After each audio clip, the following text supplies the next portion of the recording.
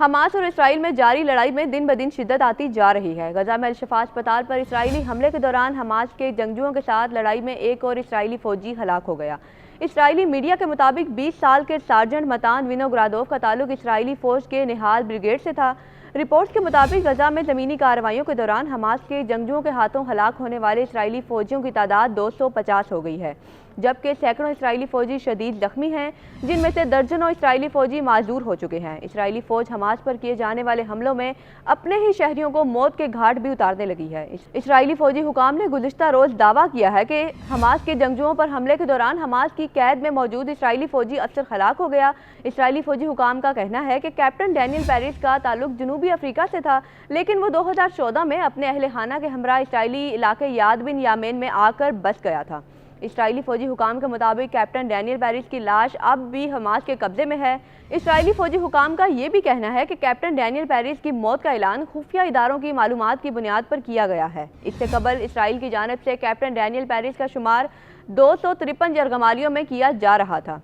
दूसरी जानिब गजा में इसराइली बर्बरियत का सिलसिला इंतहा को पहुंच गया है। इमदाद में तकसीम करने वाली टीम पर इसराइली फिजाई हमले में कम से कम 23 अफराद शहीद हो गए। अरब मीडिया के मुताबिक फ़लस्तीनी न्यूज़ एजेंसी ने मकामी ज़राए का हवाला देते हुए बताया कि वस्ती गजा में नसीरात पनाह गज़ीन कैंप पर इसराइली फिजाई हमले में शहीद होने वालों की तादाद 27 हो गई है। इससे कबल इसराइली फ़ौज की जानिब से कैंप में 3 मंजिला रिहायशी इमारत पर बमबारी भी की गई थी। हमले में जख्मी होने वालों को देरुल बला के अल-अक्सा शुहदा अस्पताल ले जाया गया।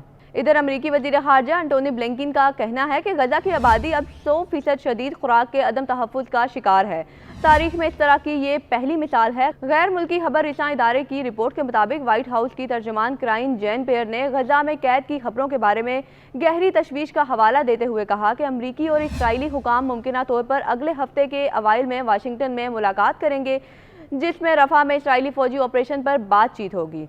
जैन पेयर ने कहा कि सदर जो बाइडेन ने इसराइली वज़ीर आज़म बेंजामिन नेतन्याहू से कहा कि वो मिलिट्री इंटेलिजेंस और इंसानी हमदर्दी के हुकाम की एक सीनियर टीम को बातचीत के लिए वाशिंगटन भेजेंगे। अक़वाम मुत्तहिदा के सेक्रेटरी जनरल एंटोनियो गुतेरेस ने भी गजा में कैद के खतरे से मुतालिक रिपोर्ट को खतरनाक फर्द जुर्म करार दे दिया।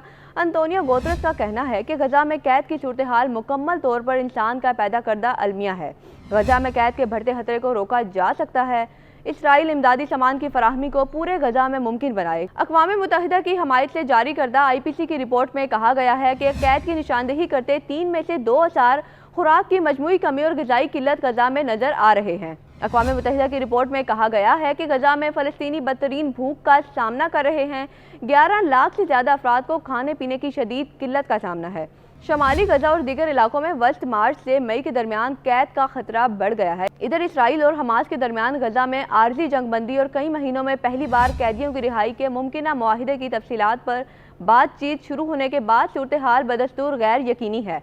अरब मीडिया के मुताबिक कतरी वजारत ख़ारजा के तर्जुमान ने गुज़िश्ता रोज़ इजहार ख्याल करते हुए कहा कि इनका मुल्क गजा जंगबंदी के हवाले से जारी मुज़ाकरात के बारे में मुख्तार तौर पर पुरुमीद है। मुज़ाकरात में किसी पेशरफ्त के बारे में बात करना अभी कबल अज़ वक्त है। वाज़ेह रहे कि 7 अक्टूबर से गजा पर इसराइली हमलों में कम से कम 31,819 फ़लस्तीनी शहीद और 73,934 जख्मी हो चुके हैं, जबकि हज़ारों फ़लस्तीनी बेघर और कैद का शिकार हैं।